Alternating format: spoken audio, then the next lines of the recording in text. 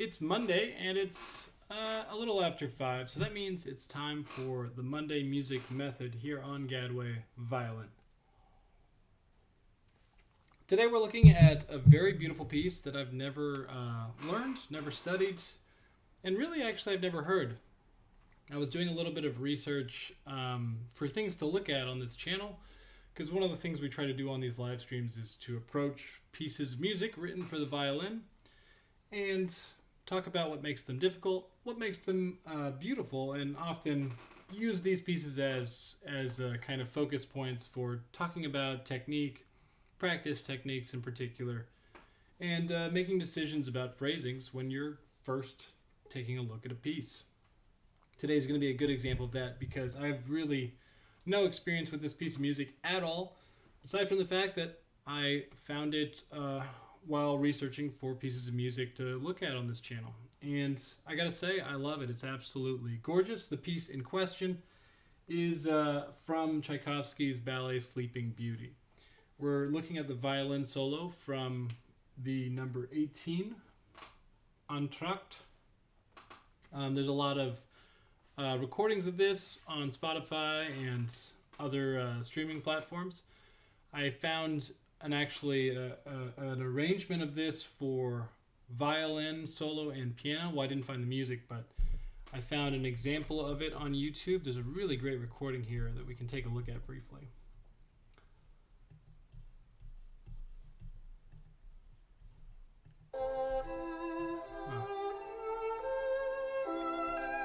That's not it.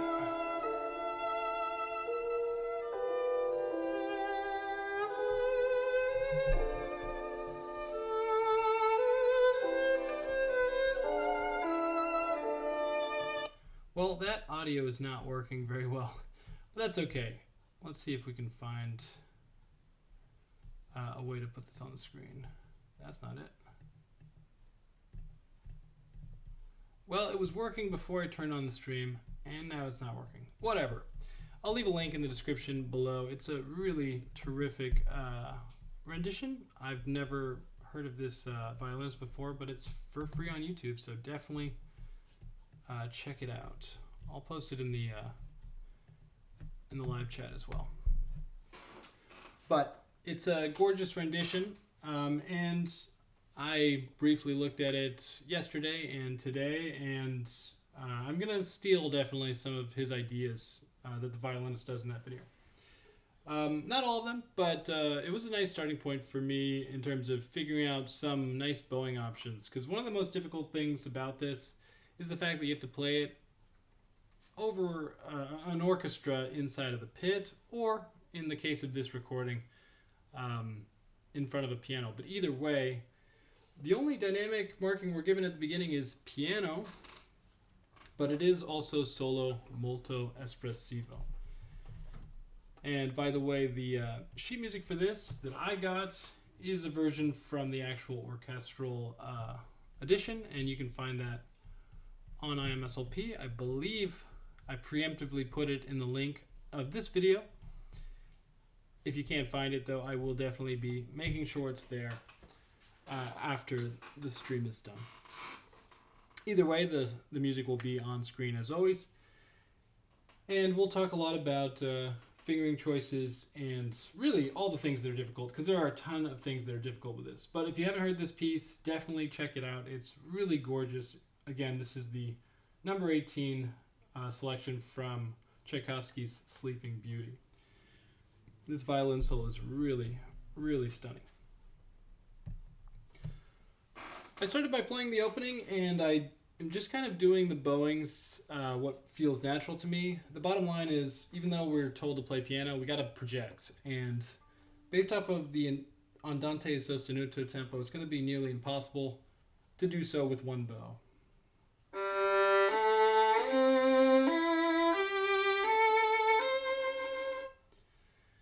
Even playing by myself, it sounds a little bit and feels a little bit reserved and stuck. So we're going to want a little bit more freedom, especially if we're going to play in front of people when we're going to get a little bit of extra nerves on stage, perhaps.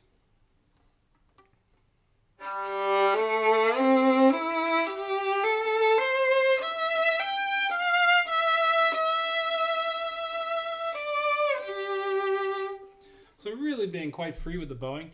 The bowing that I think I'll just commit to right away is just doing first 3, the next 4, and then slurring across the bar line. In general, a nice little thing you can do whenever you want it to sound really smooth and you have these slurs. If you need to break a bow, break it across beats rather than on beats or across bar lines. I mean, slur across beats and break the bow earlier or after in order to help hide them and make it sound more fluid. So in this case, if you look here between measure 2 and 3, we're choosing to break before, right, before this bar line, rather than doing a slur here and then changing bow here, right? It's just going to give us an easier time making that sound smooth.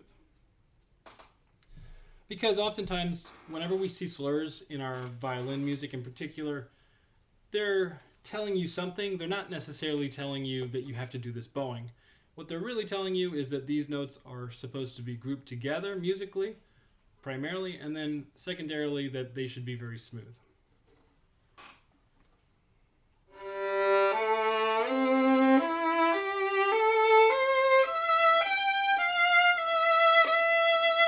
So I saw a couple things here.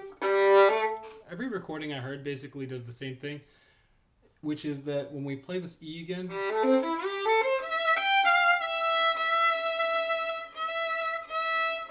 there's a little tiny portamento here, and there's a couple ways we can go about it.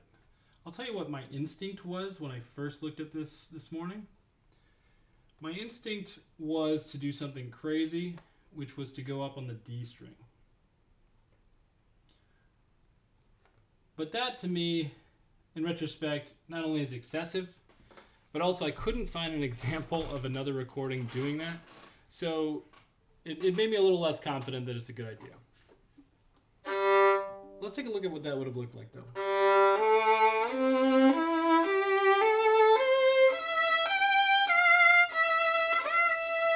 Oh, dear.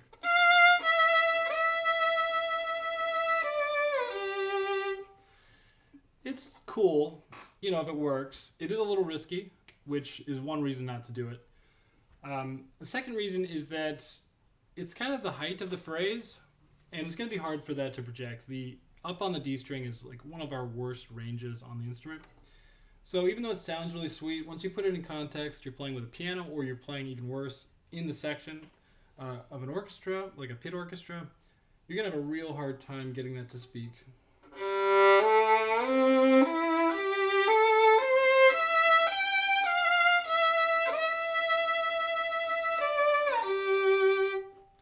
But it is fun. Alternatively, something that I saw in the video that I referenced here, because this is basically one of the only visual aids I was able to find on recordings here, is this idea. So same thing. When we get here, the idea is to shift down. So 3-3, and then immediately go back up to 2. And then taking advantage of that finger replacement that is created. So the idea would be 3-3-2, which is cool.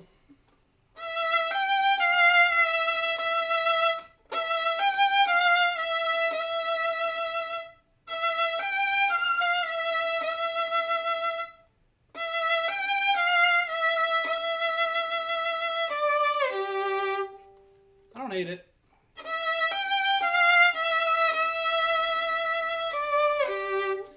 What I think I would opt for is a little bit of a cheating fingering.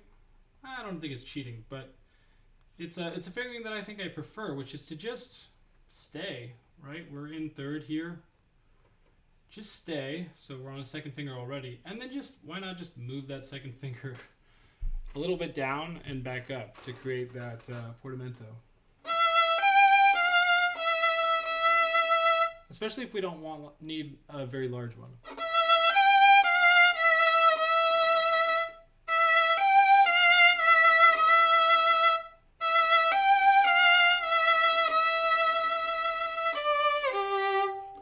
You could argue that the other version sounds a little bit better, but you could also argue that the other version takes more practice. So, you know, pros and cons.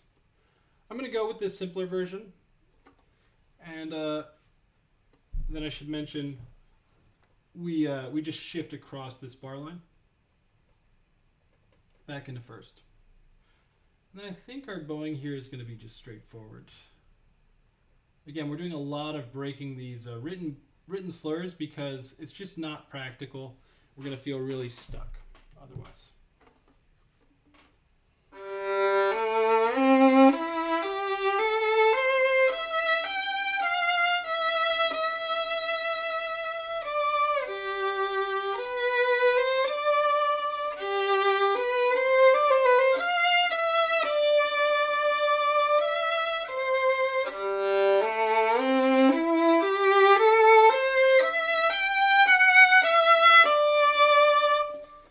Yeah, I don't know what I did there, but it felt pretty natural.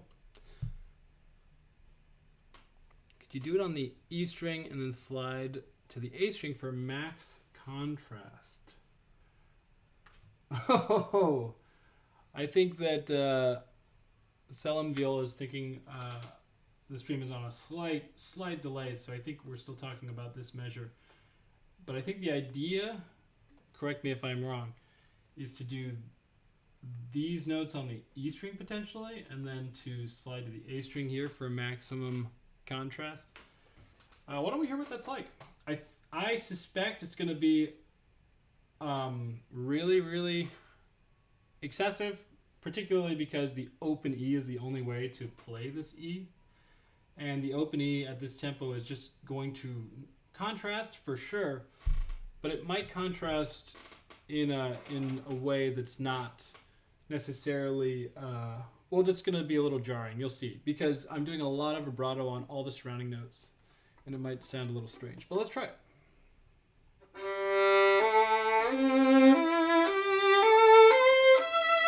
So I have to change my fingering before, maybe.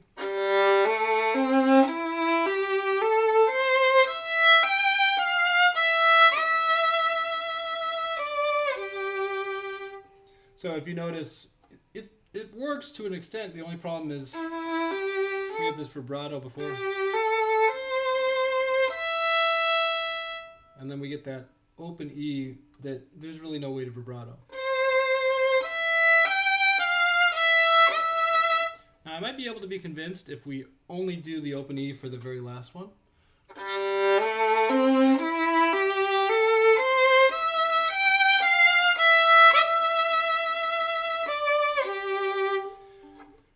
Certainly work. For me, that takes it completely out of the realm of piano, though. I'm going to feel like I need to make it really bright. But that's a personal thing. I mean, I could be convinced. I think that for my taste personally, I wouldn't do it. But I could certainly imagine witnessing a performance or an interpretation where that is done convincingly. But the bottom line is, yes, we're looking for something to create some contrast here. And in particular, we're looking for that classic romantic portamento between notes. E on an A string with fourth finger. Yeah, exactly. For that first one in particular, using that E fourth finger potentially. We could also do it here as well. We're in the same situation there where we would be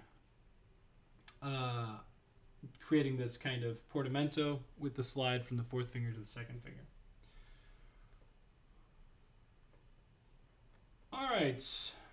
Yeah, I think there's so many things in this particular piece. There are so many options because of how slow the tempo is and because of how expressive it is. There's really almost an infinite amount of solutions, it feels like. So I think what is more important is figuring out the principles of what you want to create, or the basis for your ideas. So like the basis of our idea here, right, is what's important. We want this replacement of this E. We want that to feel special, and we want perhaps there to be a little bit of portamento going into it. We want a little bit of contrast from the color of that E and the E that came before it. Now, the way that we do that in particular, exactly what fingerings we use is a little bit less important. Looking ahead, we'll start from here. We come to our next big fingering question.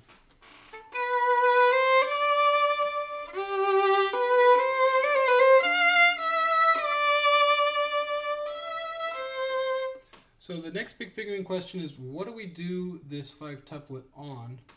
Do we want it on the D string timbre or the A string timbre? Right? My instinct, when I first looked at this morning, was to do it on the A string, which would look like this.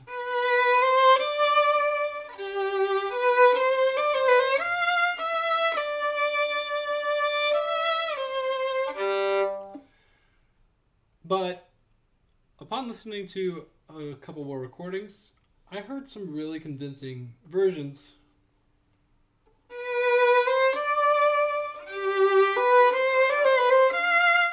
which did it on the D string and didn't go over to the A string until afterwards. And honestly, the more that I play back and forth, I think that I tend to prefer the D string, primarily because I don't think that I'm convinced by the idea of there being a portamento here between these two notes. My instinct wanted one, but in retrospect, in listening to different versions and playing it different ways, my instinct was corrected, or it was convinced otherwise. And that's what's going to happen a lot of the time when you're making interpretations. Plus, we're still like learning this piece, not just creating an interpretation. So there's a very big chance that I'll flip-flop on some of these decisions down the road. See, like that time, it sounded okay to me to do the portamento. I don't know.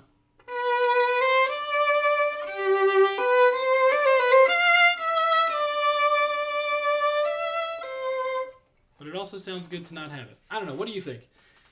Let me know if you prefer the D string or the A string, and we'll just commit to whatever the majority thinks.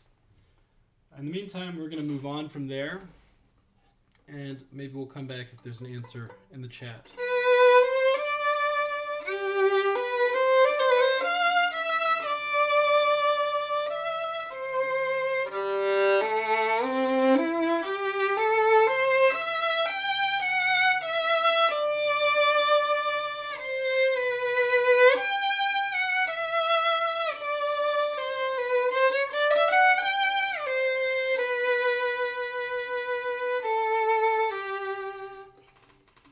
This is such a beautiful piece. So let's take a look at what we're doing here. Regardless of whether we end up deciding to do this on the D string or the A string, we're going to end up on a first finger here. That's just my taste. And then afterwards, I think I prefer, from what I've done, to just stay in third position, meaning we'll be on a fourth finger here, and then waiting for that open string to come down. And then once again, we're splitting the bow here for sure. I think we're splitting the bow here as well.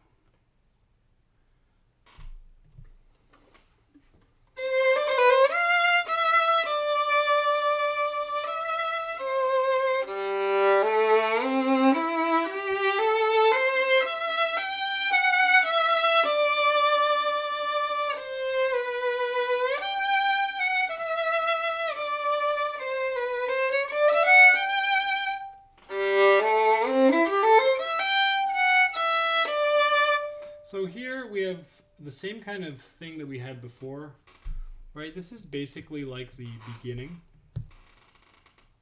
Right, if we look at this measure, and then we look at this measure, they're almost identical.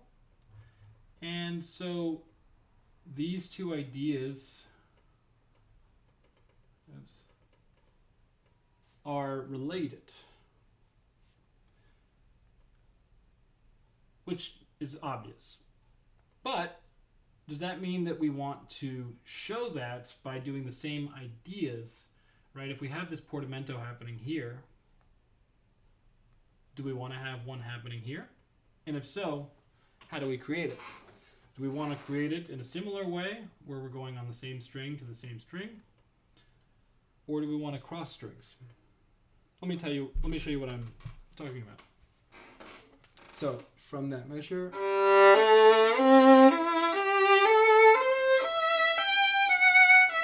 do we want to do a portamento here onto the D string?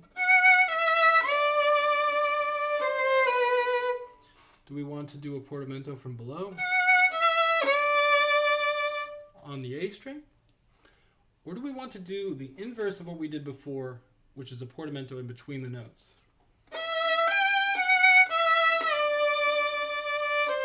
Really just a kind of glissando, you might think of it. Ooh, but do it right.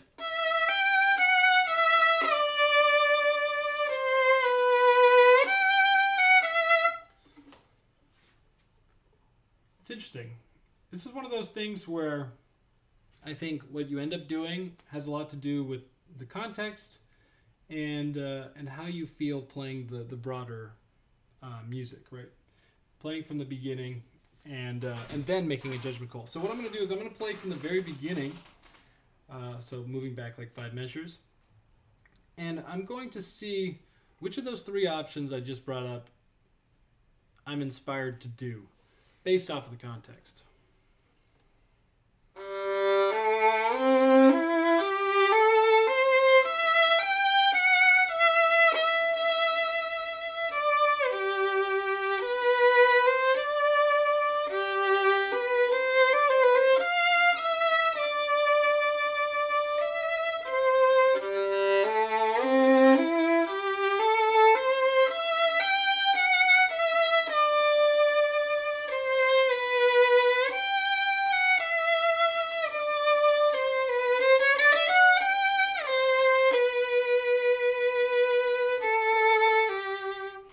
So I did the version where I do a slight glissando down, but in practice, even though that's what ended up feeling like what I wanted to do in the moment, I didn't actually like what I heard. I think I'm going to try doing one where I portamento up. I'm going to do the one where I go to the D string and see how that feels.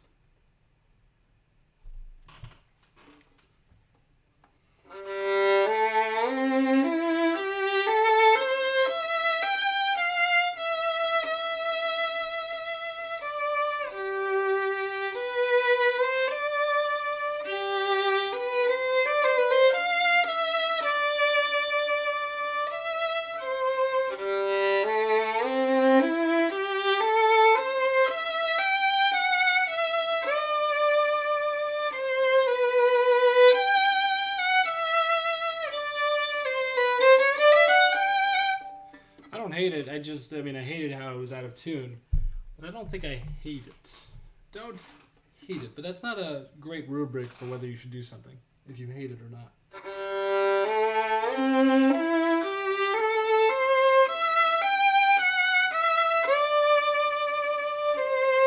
Ooh, but if you love it, that's a good reason. I love it. That actually felt good now that I played it right. So we're going to do it. We're going to do that, which means we'll be in 4th position here, and we can actually stay there. That'll work up until here, where we'll come down.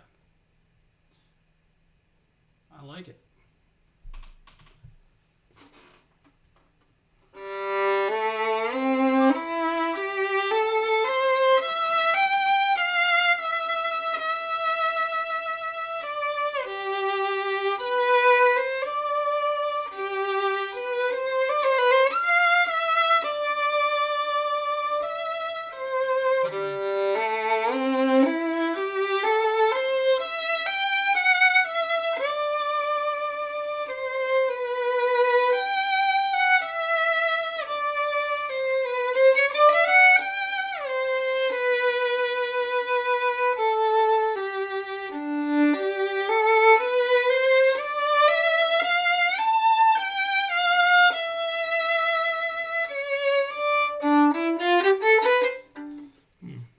Okay, some good things. some not so good things.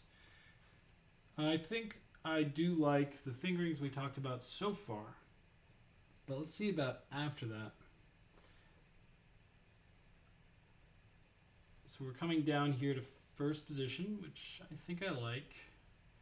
We're slurring here, and then we did 2 slurs. Yeah, this is where I wasn't convinced. Okay, let's see what happens there.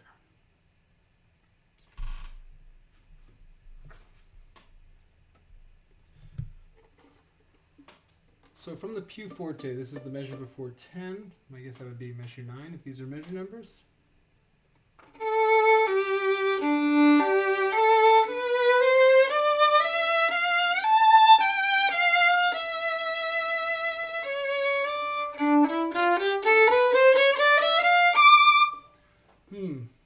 I want extra bow, but I also want to end down bow.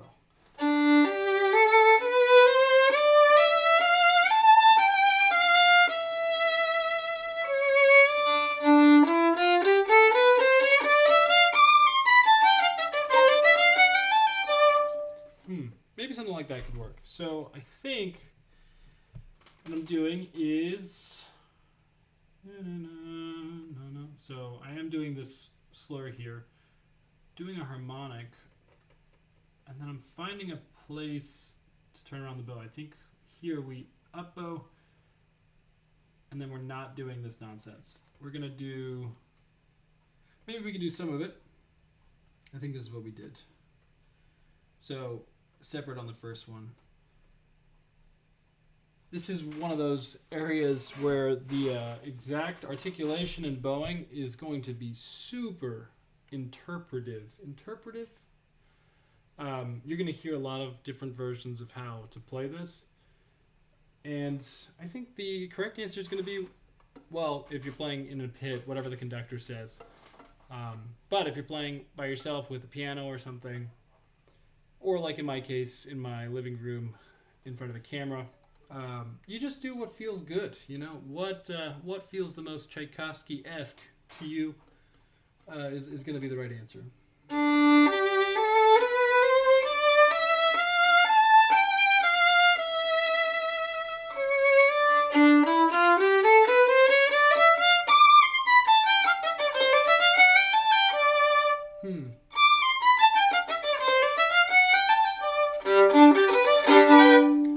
So, kind of like it. Yeah, like something that's in between completely off the string and completely on. That's the really virtuosic sounding bowing.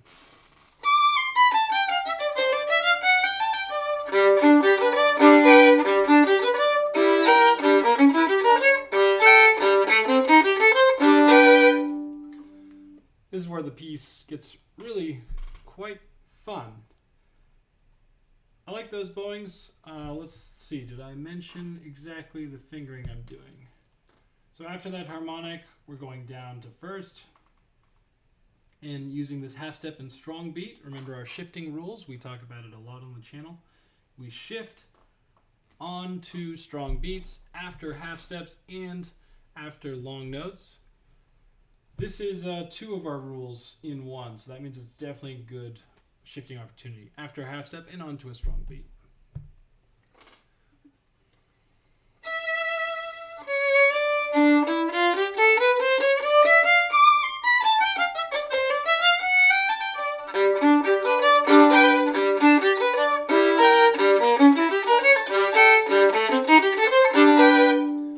All this is basically just in first position, maneuvering with different alterations of fingerings.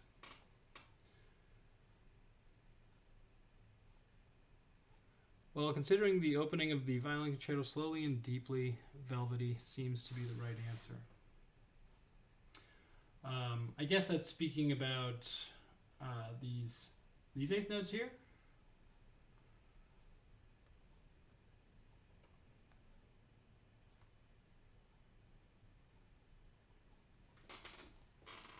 I'm not sure. You'll need to clarify that.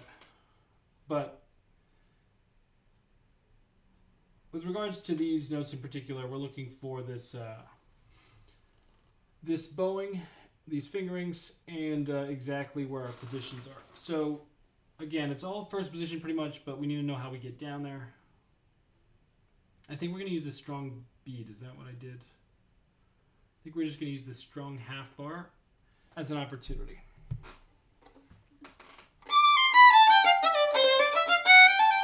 Yeah.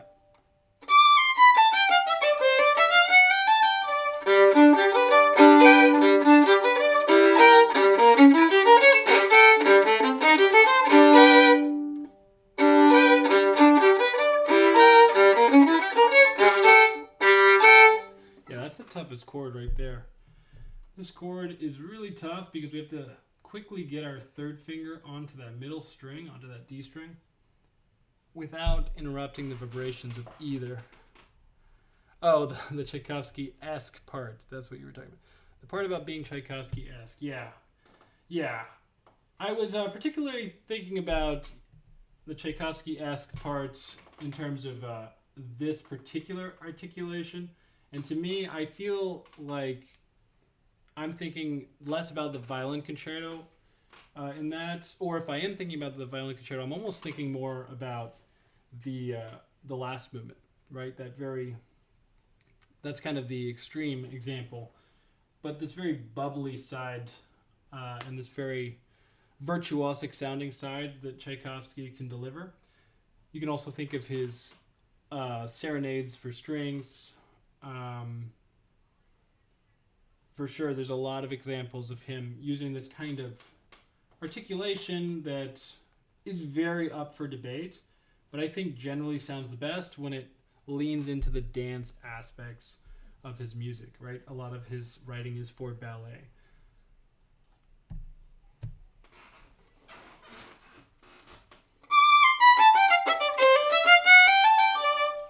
And one of the key things about ballet is how the dancers can make themselves, in spite of doing ridiculous movements where they're leaping and twirling and standing on their tippy toes, they make themselves look and feel weightless and very elegant throughout.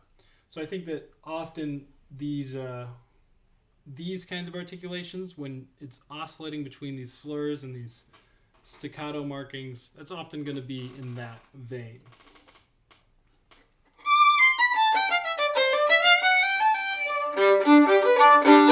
And then we can get heavy again, right?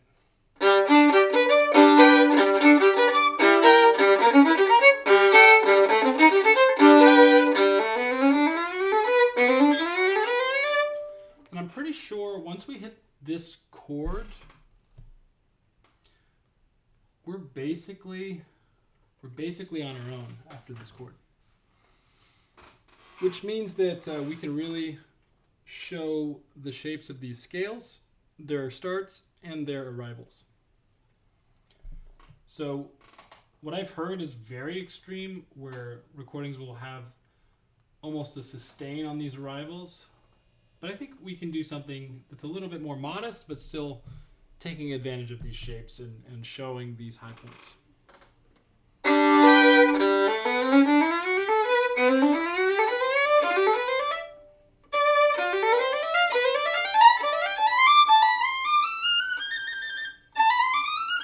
God, that last one is tough. In terms of fingerings, I think I'm just in first position until here. And then I'm just doing a little simplified fingering here, where I'm just starting each of these runs on a first finger. When you have these runs like this, where it's exactly an octave run across two strings, that's always going to land perfectly, right? We know our octave shape, it's just 1 to 4. So if you could find a 1 at the beginning of those on a lower string, you know that you'll make that octave run without exhausting your fingers or needing to shift at all, right? You get exactly the amount of fingers you need.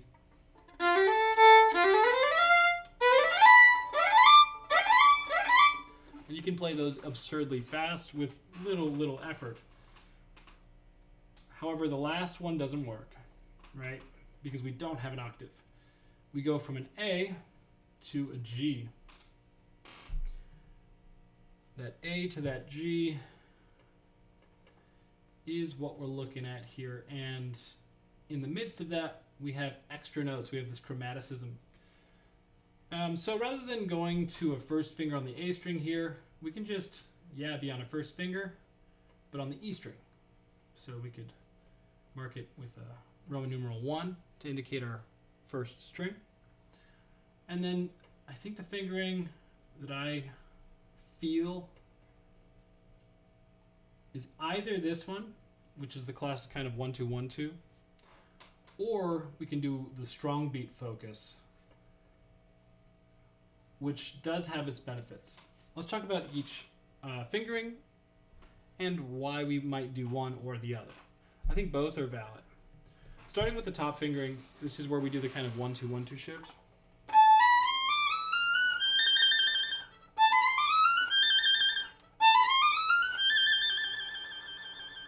The trill is the octave. Yeah, you're right. The trill does go up to the octave. That's true. But I always like to think of my trills really in terms of whatever the lower note is, because that's our anchor note. But yeah, you're right. Technically, we do get all the way up to that octave A. So this first fingering choice, we shift onto the C, shift onto the E, and then we do 2, 3, F, F sharp, and then we shift to a second finger. So this works because the shifts are very small, and small shifts you can do at a fast tempo. Now the alternative fingering works for a different reason. The main reason that this would work, this is the bottom fingering, 1, 2, 3, shifting to D on a first finger, is because the hand shape gets to remain the same in between positions. A, B, C, we have whole step, half step, right? In the new position, which is 6th position, we have the same thing, D, E, F, whole step, half step, right? So, in other words, you get a shift fast without needing to alter your hand shape, which is a benefit. For a lot of people, myself included, shifting and changing hand frame at the same time can be quite challenging, especially to maintain pitch control and intonation. So when you're deciding on a fingering, whenever you decide on a fingering that requires you to change the shape of your hand, it will often take a little bit of additional practice to make sure that the motion is controlled and allows for good intonation. However, even though this allows for good intonation because you don't have to change your finger shape, it is a bigger shift, so there's drawbacks to each, right? The bigger shift is harder to pull off at the faster tempo, but the intonation in position to position is a little bit easier. So it's up to you if you feel very comfortable shifting larger distances in a fast pace and perhaps doing a large shift instead of consecutive shifts. That might be the best option for you. And again, this doesn't, all these kinds of concepts that we talk about, yeah, we're talking about the Tchaikovsky Sleeping Beauty solo, but it applies to everything. Everything that we do when we're making these decisions in any piece of music.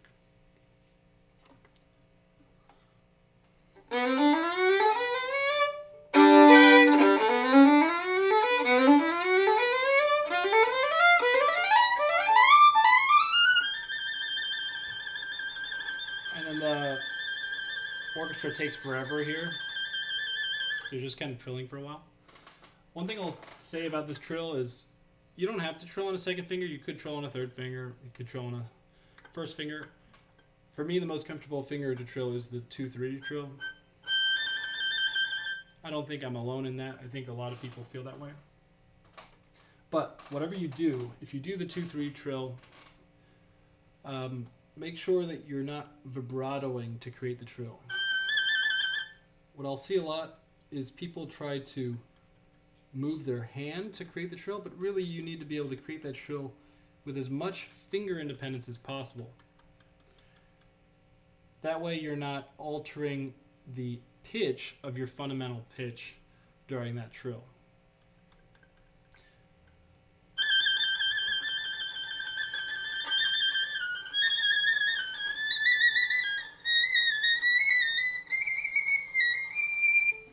Yeah, this gets to the nosebleeds. This is one of those sections where if you are not well versed in playing super high on the instrument, it's really fortunate that it's written 8VA, which means you can literally just take it down the octave to what you visually are seeing.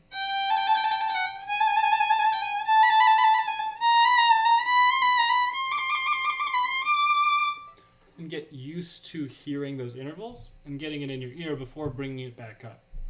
What I would highly recommend is fully understanding your position numbers and understanding what those pitches actually would look like or what they are if they weren't written the way they are. So they're written 8VA, which is really helpful in a lot of ways. But for me, and I might be alone in this, but I've talked to a lot of violinists, and a lot of people think similarly. Because of how long I've been reading music for and practicing violin, learning through sheet music, there's a strong correlation between fingers, their placements, and what their position is on the staff, particularly whether notes are on a space or on a line. Now bear with me. What I mean is, generally, early on in violin playing, when you start to learn how to read music, you start to conceptualize your lines and your spaces, knowing that those lines right in first position, we know our lines are going to be odd numbers, first fingers or third fingers, and our spaces are going to be even numbers, second fingers or fourth fingers, or undefined numbers like 0, open strings. Now, something that's weird with the 8VA is whenever you see the 8VA, you'll see the G natural there, right? It's on a space, but really that's the G that's on the line above our E harmonic, right? And if you're thinking about your positions, that means that if you're on a second finger there, that you're actually on a first finger on the F sharp below that, which means that you're in 8th position. So you're in even position. And that's not necessarily straightforward or obvious when you're reading the 8VA markings. This is like, maybe I'm getting too nitty gritty and thinking a little, maybe I'm projecting too much, because this is certainly one of the ways that I think about it. Maybe this doesn't apply to anybody, but it's just something to note. I really make sure, even when I'm reading 8VA, that I'm like, okay, yeah, that's a G. I know that's a G, but that I'm always thinking, what does that G translate to? What is that G on the instrument? It's that 9th position on the instrument, right? Thinking about where that is on the music, for example, it's that line above the E harmonic. There's actually an example of what that G is right here. Right, it's that 4th ledger line. That would be the equivalent, right? All right, maybe I'm rambling too much on that. Let's play let's play through this and just talk about our fingerings.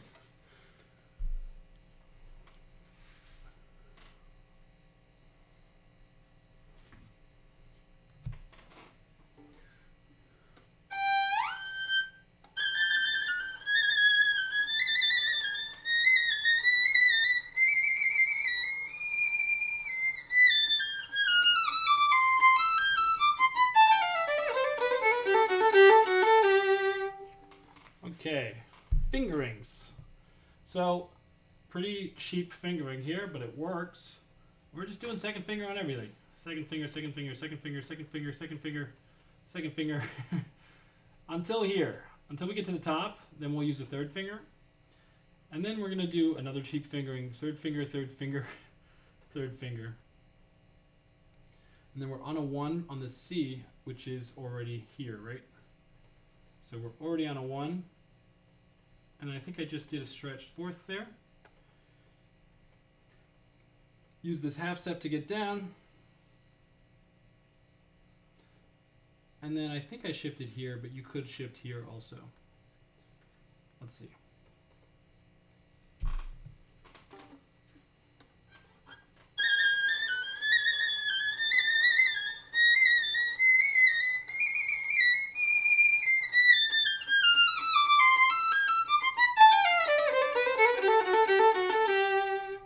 Yep.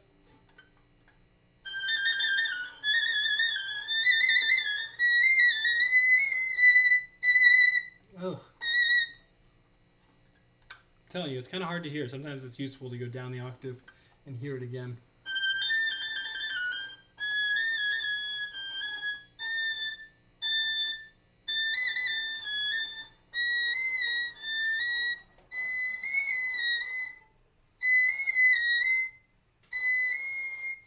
When you get up this high, your fingers, well, in my case, my fingers are so fat that I have to really move them out of the way. They have to push each other out of the way to reach these half steps.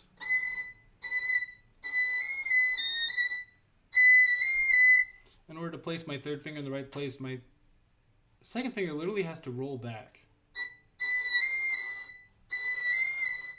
If I just try to place my third finger without doing that, it literally becomes a sharp, right? You can hear that, almost a C sharp. So we have to roll that finger back.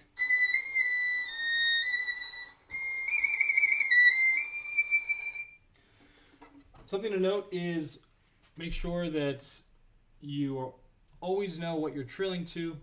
Oftentimes it'll be written specifically, but if it's not, you just assume you're going to trill up to the note that would diatonically be there, meaning the note that is expected in the key signature or within the measure if there was an accidental preceding that.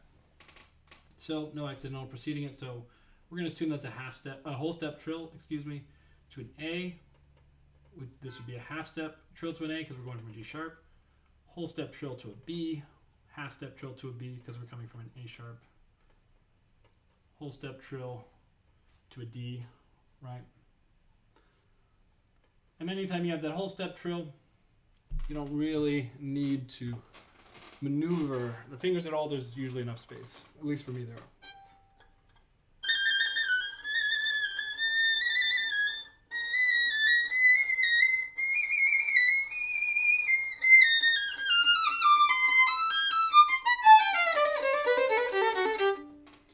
So I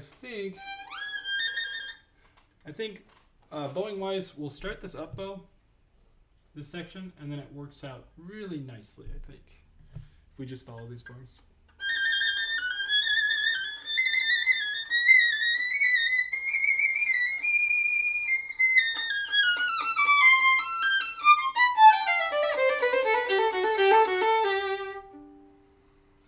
All right, we made it. Not to the end by any means, but we made it to the next section, which starts again with some of these slow eighth notes. And I think we're going to be done with today's studies there, because that was a lot of stuff to look at and talk about. If there's any concepts I discussed in this video that weren't quite clear, please let me know in the comments of this video so that I can address them. I like to use these comment sections as a bit of a forum for discussion. If there's another piece of music you want me to look at, make sure to leave those in the comments as well. I discovered this one on my own, but oftentimes I'll refer to comments for future videos and live streams. So please let me know if there's any violin repertoire or technique you want me to talk about during these Monday music methods. As always, thanks for watching, and make sure you practice, and while you do so, that it's happy practicing.